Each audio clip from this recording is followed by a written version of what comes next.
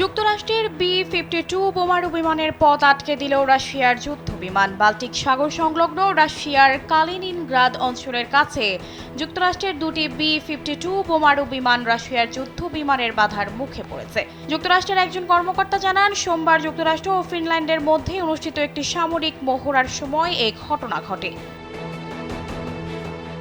Baltic সাগর অঞ্চলে যুক্তরাষ্ট্রের বোমারু বিমান দুটি ফিনল্যান্ডের সঙ্গে যৌথ মহড়ায় অংশ নিয়েছিল।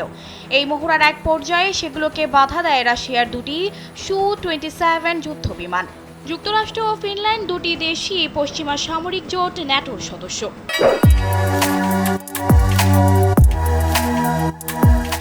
রাশিয়ার সঙ্গে ফিনল্যান্ডের 1340 কিলোমিটারের সীমান্ত রয়েছে। সাম্প্রতিক সময় রাশিয়া যুক্তরাষ্ট্র উত্তেজনা আরও বেড়েছে। গত সপ্তাহে যুক্তরাষ্ট্র ও যুক্তরাজ্যের সরবরাহ করা দূরপাল্লার ক্ষেপণাস্ত্র ব্যবহার করে ইউক্রেন রাশিয়ার ভেতরে হামলা চালায়। এর পাল্টা জবাবে মস্কো ইউক্রেনের বিভিন্ন স্থানে মধ্যপাল্লার হাইপারসনিক ক্ষেপণাস্ত্র নিক্ষেপ করে। এই প্রেক্ষাপটে সোমবারের ঘটনা নতুন করে উত্তেজনা তৈরি করেছে।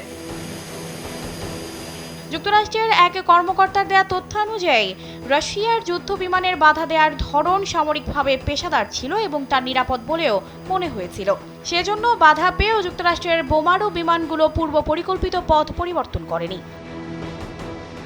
ফিনল্যান্ডের বিমান বাহিনী জানিয়েছে, এই মহড়া তাদের প্রতিরক্ষা সক্ষমতা আরও উন্নত করতে পরিচালিত হয়েছে। এই মহড়ার বিষয়ে ফিনল্যান্ডের বিমান বাহিনী রয়টার্সকে একটি বিবৃতি দিয়েছে। তবে মহড়ার সময় রাশিয়ার বাধা দেওয়ার বিষয়ে তারা কোনো মন্তব্য করেনি।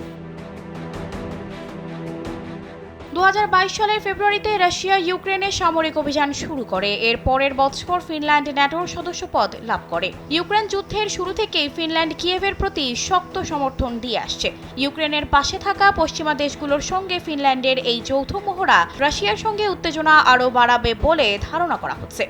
তানজিদা রহমান, কালবেলা।